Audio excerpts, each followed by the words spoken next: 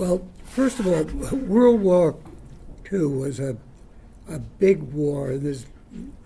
We've been in wars since, but never anything like that. And the country was absolutely united in their feeling about the war. They knew they had to be in it, and everybody accepted it. Everybody supported it.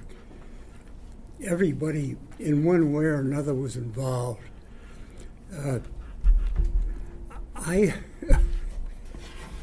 If you can believe it, I was once of high school age.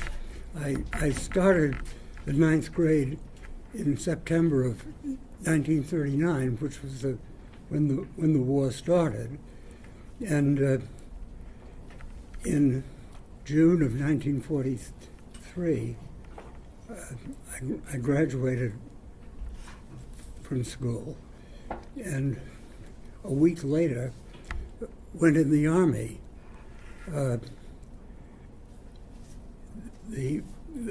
How quickly things happened and how quickly you got involved. I went in the Army in June of 1943, and in June of 1944, we landed in Normandy, and so that was combat pretty much from then until I unfortunately was wounded in late November of 1944, and by the following July, I was out of the hospital and discharged, and I guess then I was 19. Mm-hmm. So I wasn't much beyond what your age is.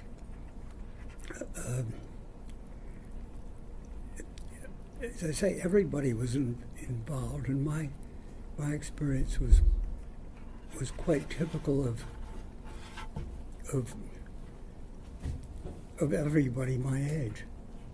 When I went in the Army, I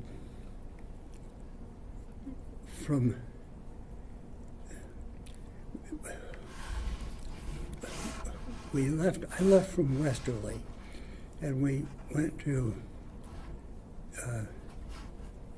Camp Devens, which is somewhere near Worcester, somewhere in the middle of Massachusetts. That was everybody from this area went that way. And there, I don't know how, I was sent to, of all things, the cavalry to Fort Riley in Kansas.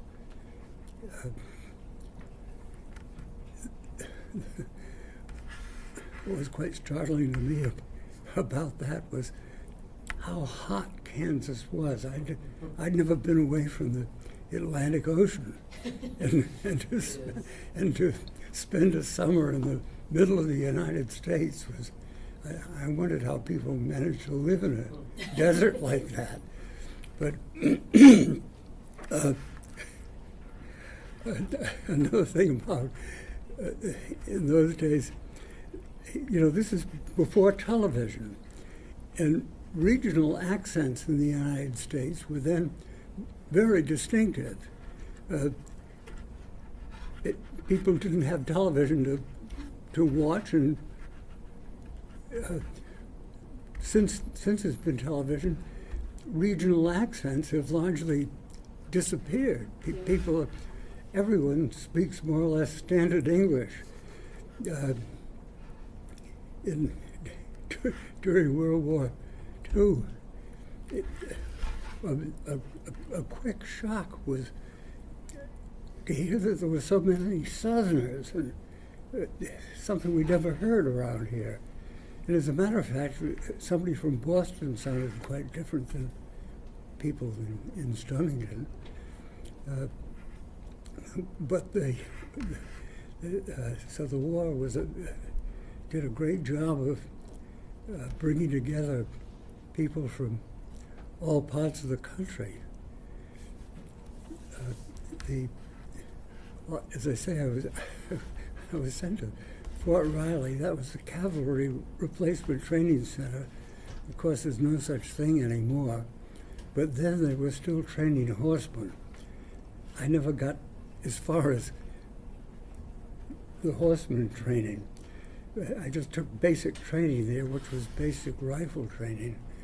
And there was one cavalry division, the 1st Cavalry Division, which was already fighting in the Pacific, and certainly without their horses. And they're still called the 1st Cavalry Division, and it's always been a very active division, but there's been no cavalry connected with it since World War II. Mr. Moore, how long was basic training? How many weeks? 17. There was an opportunity after 13 weeks for some people in the program that I had been assigned to, Army's Specialized Training Program, which would send you to college for I don't know how long, because I think soon, while I was in basic training, there was an opportunity to talk to somebody about where you'd be assigned. Mm-hmm. And I said I was not interested in going back to school, that I wanted to go in the active Army. Other people chose to go to start college. I don't think any of them were allowed to stay in college for more than a year. Okay. But in any event, I went immediately after basic training. So if they said yes to college, then they didn't go to combat? They didn't go as soon as I did. Okay. As I say, I think they gave up on that whole program. Yeah. Probably about the end of 1943. Okay. And people went to combat quickly after that. So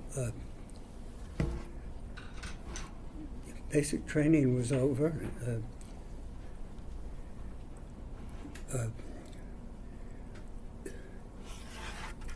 I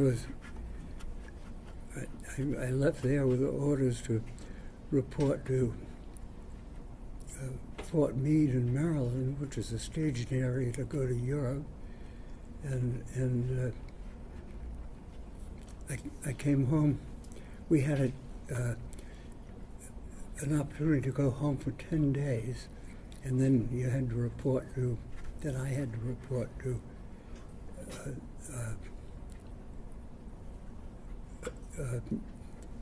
Meade in Maryland, and I was home for Thanksgiving, and by Christmas I'd already been shipped out of the country. We went on the Queen Elizabeth, which was a huge, biggest ship in the world then. It had never been in regular passenger service, and it could carry a whole division, and it was fast enough, faster than any submarine, so it didn't go in convoy. And we got on it in New York, and took about 10 days to get to Glasgow in Scotland, and the ship was all over the ocean. You didn't know where you were, except you'd wake up one morning and it'd be warm, and the next day it'd be cold. And we, as I say, in about 10 days, put into to Glasgow. Things from Glasgow, I went to a replacement depot in England, Whittington Barracks. It was an old English Army base, but the Americans had taken it over, and from there. And at this point, do you know did you know you were going to end in Normandy yet? Had you been given your orders? Everybody knew, Okay. including the Germans and everything, we were going to go to, sooner or later, we were going to Normandy. Yeah. So I've said this to you before, but for the kids in this class, right, I've asked you this question before, but history's funny because hindsight is 20/20. Yeah. But you were living it. And so I've asked you this before, but you didn't necessarily understand the severity of what you were going into. Lord, no. Yeah, okay. Because it's important, because I think sometimes we forget that. You read it in the textbook, you were living it as an 18-year-old boy from Westerly. Yeah, yeah. I got moved around in such interesting ways. From England, I was there. I was assigned to an organization of a replacement battalion, and the battalion was to eventually land wherever the army landed, and set up an area and out of doors. You'd be living out of doors, and replacements would come to our area and would be sorted out and by whatever training or specialty they had, and shipped on to line divisions that needed replacements. And of course, immediately after D-Day, everybody involved needed vast numbers of replacements. Yeah. And so it's funny, we landed on D5, which was still wading ashore. It was very much a beach, and there were artillery shells going off around, and minefields all over, German minefields all over the place, and things like that. And we walked 3 or 4 miles inland and just set up this. It was all farming country, and set up just in this farming country area where the next day a vast number of replacements came in behind us, and we were quickly sent on to the line divisions that at that point needed them badly. I had what you'd call a very good deal there. I was a sergeant for no particular reason that I understood, and it was a pretty comfortable, fairly safe place to be. But a ranger officer came around looking for replacements for casualties the 2nd Ranger Battalion had on D-Day, and they looked for volunteers. They didn't draft anybody to the Rangers. They only took volunteers, and they were looking for people with as much training as possible, training as, for instance, mortar gunners or machine gunners or demolition specialists. And I had nothing but plain basic training, but I was a sergeant. And this ranger officer said, you don't have any qualification that we're looking for except to tell me you want to go. If you're willing to take a reduction to private to go in the Rangers, I'll take you. So I did, and went to the 2nd Ranger Battalion. From that was a good place to get into combat. My battalion had climbed the cliffs at Pointe du Hoc on Omaha Beach on D-Day, and they'd suffered tremendous casualties. And when I joined them, they were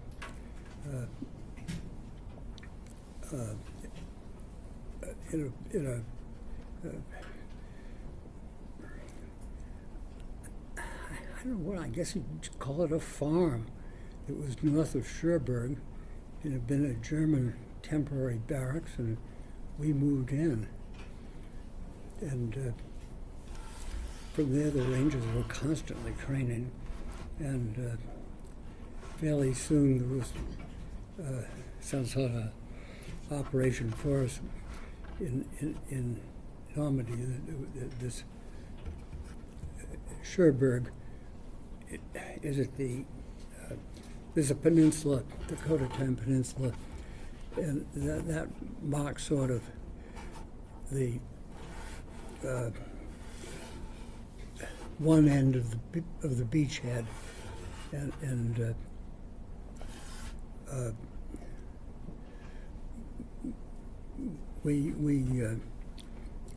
well, they were. It took some weeks for the Army to enlarge the beachhead, and it was the American First Army, and the famous general that everybody was waiting for was General Patton to come in with the Third Army.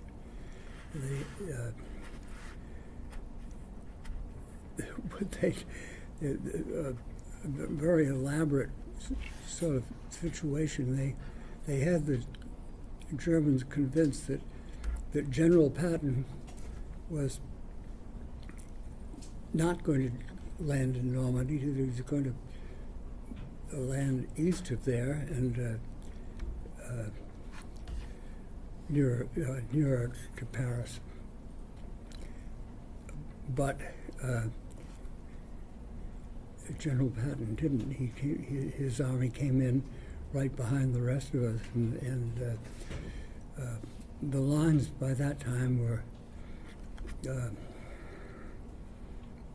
10 miles from the beach, perhaps.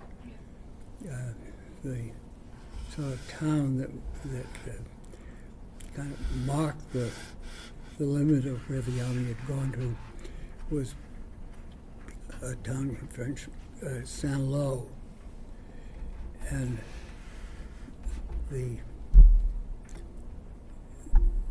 there was a huge Saint-Lô.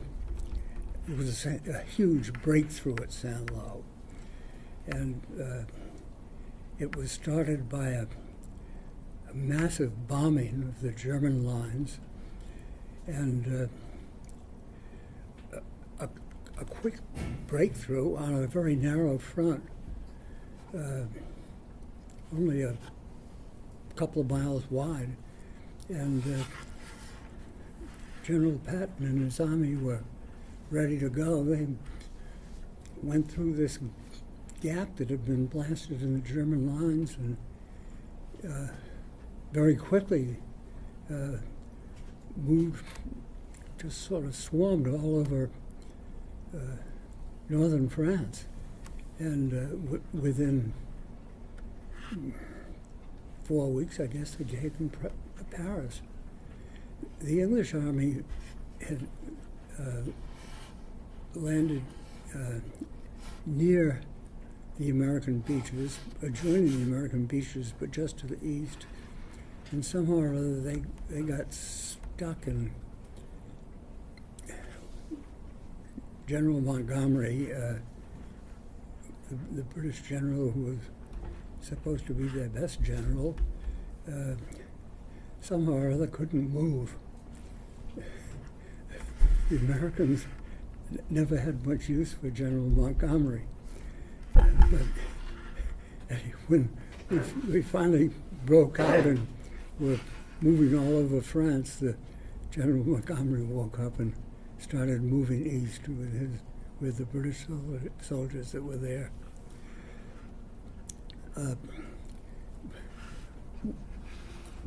My own outfit, when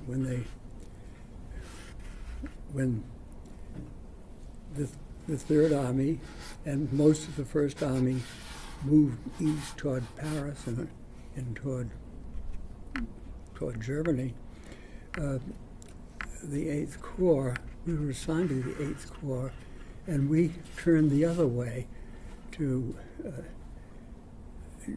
clear out the German army and to take the port of Brest.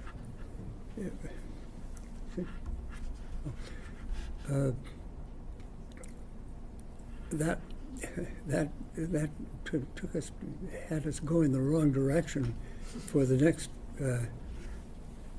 6 weeks, I suppose. The Eighth Corps took Brest sometime in September, after a lot of fighting, and but by the time we took Brest, I think the First and Third Army moving east had already taken Antwerp in Belgium, for instance, and Brest, a great seaport, really wasn't necessary. Antwerp was a much more important commercial seaport for handling munitions, men, anything. It was just a much bigger, active commercial seaport, and that's what they used. So, can you talk to them about, like you've mentioned in the past, and I find it amazing, like the concept of like brotherhood that you had, and like how even like the people in front of you and behind you, even in like the mess hall, were the same people in front and behind, like that to me. That was peculiar to the Rangers. Okay. We were constantly training, and at every opportunity we were to strengthen the organization and the sort of the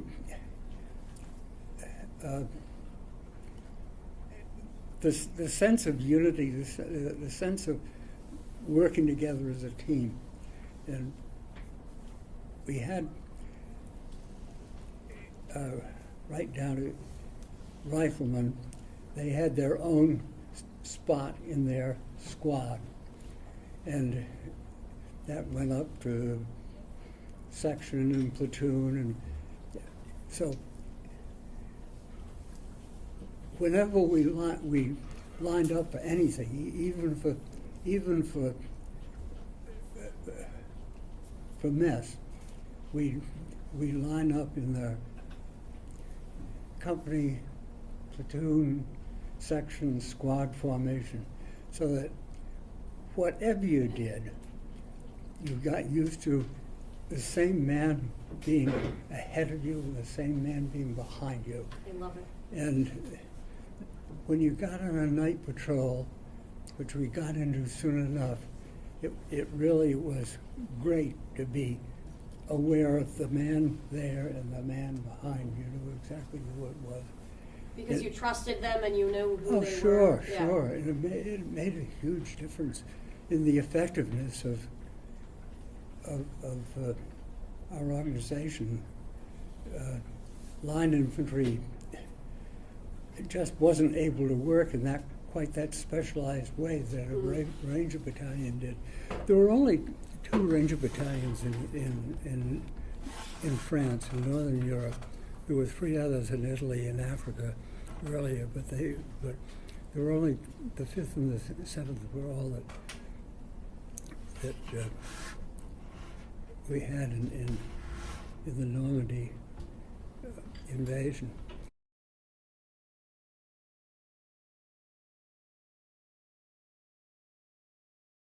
we've taken Brest. Everything, the Germans behind us were all cleaned out. Everybody's now moving east. And we were in Belgium, where Belgium and Luxembourg and Germany come together, that general area. And when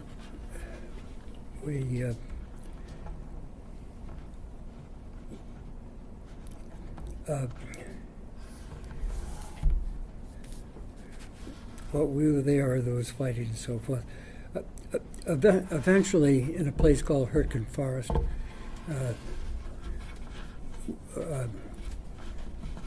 I was wounded. By then, it was late November. But we were in a sort of job that Rangers were given to do.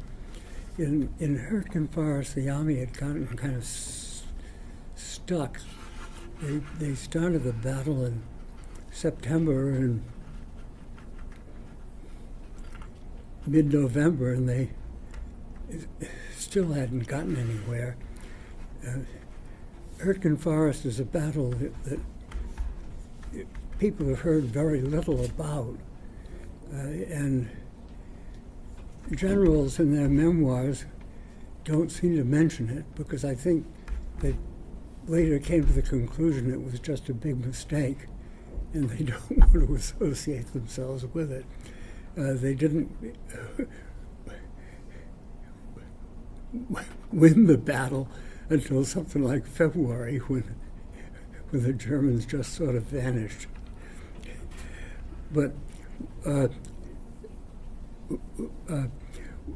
we were in a situation there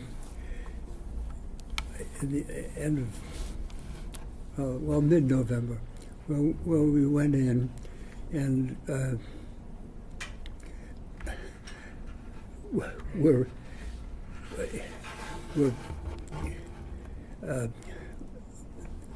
our company was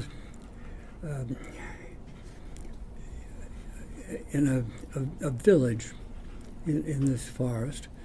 The Germans, we didn't know exactly where the Germans were all around us, but we knew the closest Germans were a matter of 400 or 500 yards away. That we knew. They'd shoot at you. We knew they were there. And because the American forces fighting there had been beaten up in the couple of months since September, a lot of them were unable to run patrols, for instance. They could stay in their lines, but they couldn't move anywhere. And we moved into a little town called Germada, and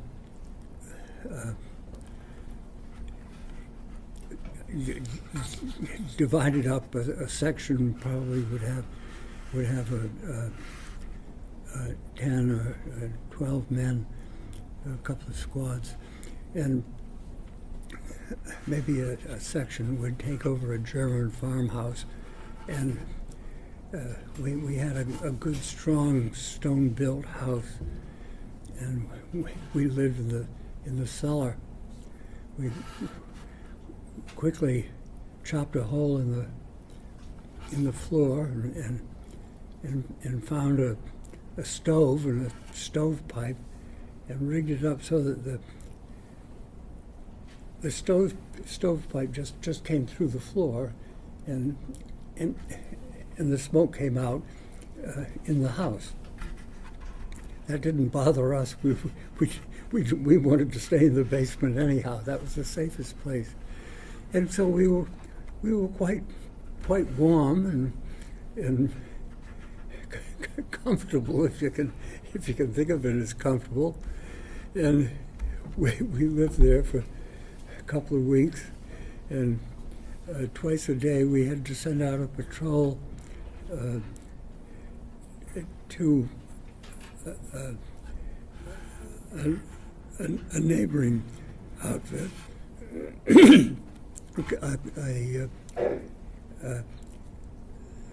a company headquarters of the 4th Division. They weren't terribly far away. I mean, not even half a mile, and there was a road running straight to them. They had their headquarters in a house like we did. And twice during the day and twice during the night, we had to run a patrol there just to keep contact, make certain no Germans had infiltrated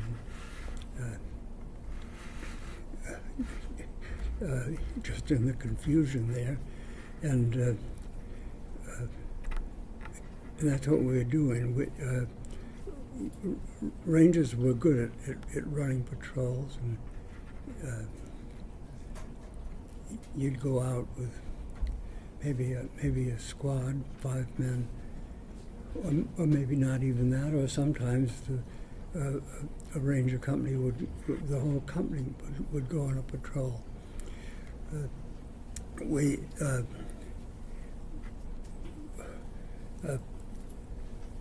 When I was wounded, I'd done this patrol during the day, once during the day, and come back from the 12th Infantry Command Post and reported to the company commander and our battalion commander on what I could tell them about the sort of what they told me at the 4th Division. And the 8th Division was making an attack that day. That was a new division that they brought in, and they started in the morning, and at dark hadn't gotten very far into the German lines. They were sort of stuck there.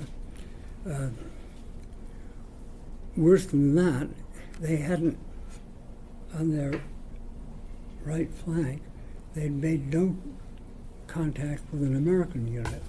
And that's a very dangerous situation for any infantry outfit to be in without you're going that way and thinking if the enemy is there and worrying about somebody coming in from the side. So our company was sent out to either go out in the dark and either make contact with another American unit that should be there somewhere on the right, and if we couldn't make contact with any other American troops, we would just dig in for the night and at least be there to give warning if any Germans tried to flank the 8th Division. And the nights are very long in the winter in Northern Europe. It's north of where we are. It's more like even with Labrador. And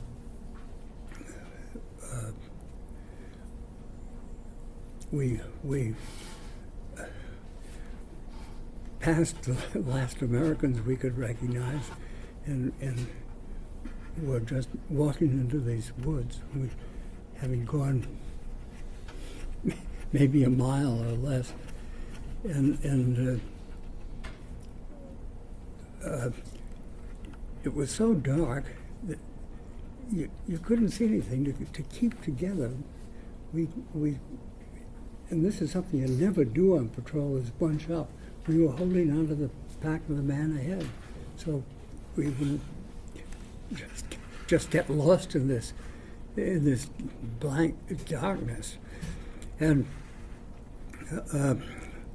all of a sudden, a mine went off.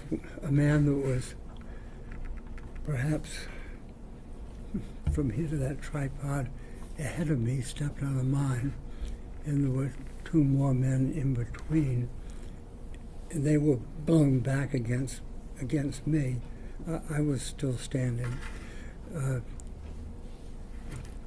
and he was of course badly injured and was out of action. But we kept on moving. That's what we were told to do. And we kept on moving, but we knew there were mines around. And a few minutes later, we'd moved maybe another 40 or 50 yards, and my squad leader, John Zureville, stepped on the next mine, the second mine. At that point, our company commander, who was behind us somewhere, not far behind, 100 yards back at the most, sent up word for us to stop and dig in for the night. So this was in a woods, and there's trees and brush. In pitch dark. Pitch dark. And whenever an infantry soldier stops in combat, he digs a hole. And everybody carried an entrenching tool, a little shovel. If it was opened up, it was about that long, and you could turn the end of it down like that, so you could chop with it, or you could straighten it out and dig a little better if the digging was good. So I was feeling around with my foot for a place where a clear place to start a hole, and I set off mine. I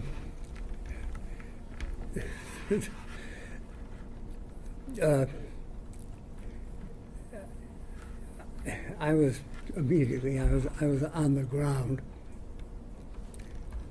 Quite quickly, the company aid man came up and gave me a shot of morphine, so that helped the pain tremendously. I wasn't knocked out at all, and nobody else was moving around there because they didn't know what they'd set off. They'd passed word back that somehow that we had wounded men and to send up some stretchers to carry us out. And the first guy that had stepped on the mine was dead by then. He'd probably bled to death. I don't know. You couldn't just see. The stretcher that was intended for him, they set down next to me, and I got myself onto the stretcher. I'm not sure how long after I'd stepped on the mine. It might have been an hour and a half. It was that long. It might have been. We couldn't keep track of anything very well. Yeah. But anyhow, I was laying full length on the stretcher. By then, the morphine had taken over, and it had helped the pain considerably. And I was just lying there on the stretcher. Two men picked it up, because I couldn't see these guys in the dark, but two men picked it up and took about 2 steps, and one of them stepped on another mine. Yeah.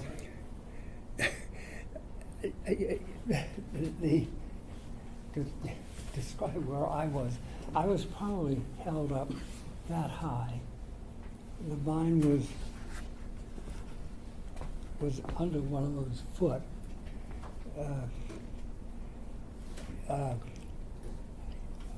I felt like I'd been kicked in the rear, and I was immediately alert again and not in pain. And of course they dropped the stretcher, and we had another casualty there, the man carrying the stretcher.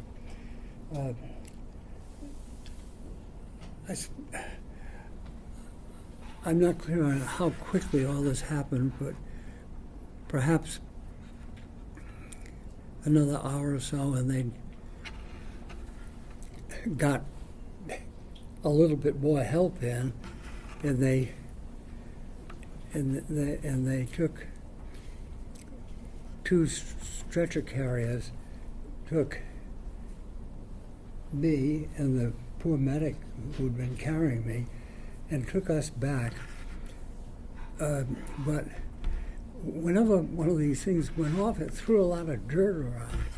And my section leader, Paul Donlin, and our platoon leader, Lieutenant Fitzsimmons, both had dirt thrown in their eyes, so that they weren't blinded, but they had so much dirt in their eyes they couldn't see. Yeah, their vision was impaired from it. Oh right? yes, Yeah. for some time, they couldn't see. So they sent back this party, two of us on stretchers, and two men that had to be led because of the dirt in their eyes, and it was an awful struggle in this black night.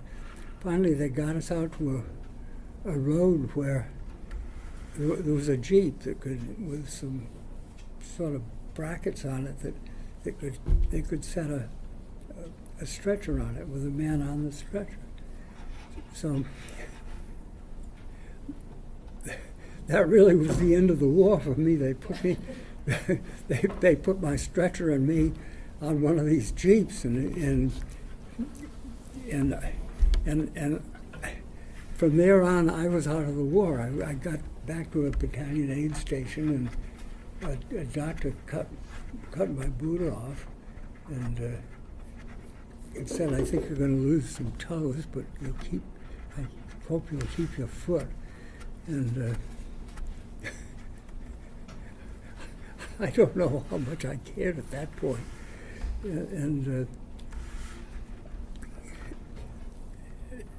Anyhow, I was on my way out.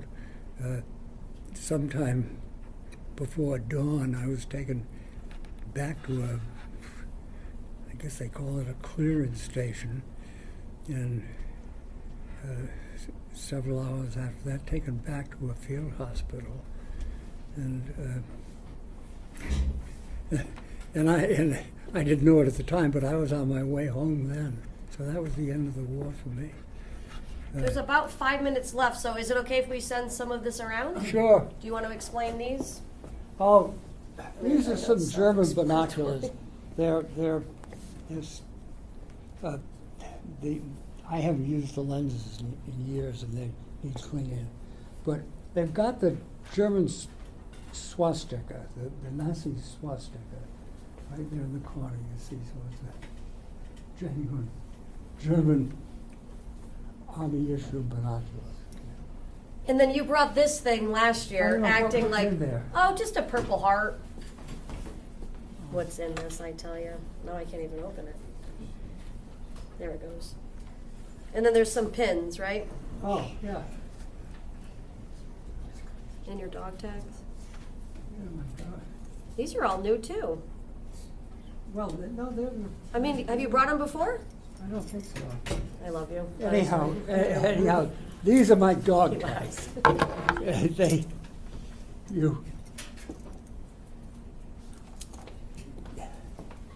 Please be careful with this one for real. Not in the chain, but there's two of them, and if you were wounded, it's got some information. It's got your blood type on there, and your religion, And then is this a letter that you wrote to your dad? yeah. Oh, this was called V-mail. Okay, good. Yeah, you've never brought this.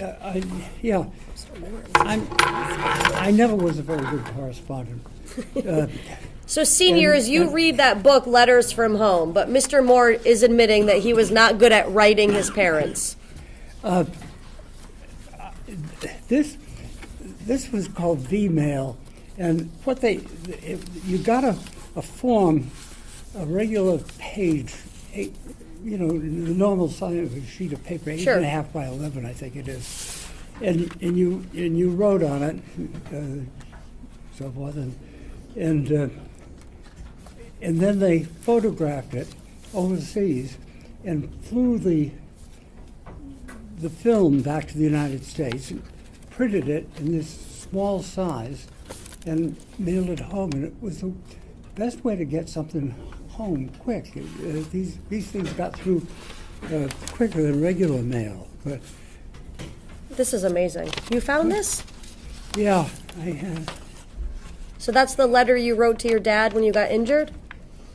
Yeah, dear Dad, I have received a wound which, although slight, will probably take a little while to heal. There is nothing to worry about. I can't give any details. I'll get the Purple Heart, which means additional discharge points. That was important. Yeah. I'm in a fine hospital, and we had turkey today for Thanksgiving. And You have it right here. oh, yes. The menu. And the menu for the turkey dinner from the hospital. I said the pictures of the family came, and I have them with me. They're family pictures. Mm-hmm. Then I went on. Aunt Emma sent me a foxhole pillow. Although it is worthless, it gave us all a good laugh.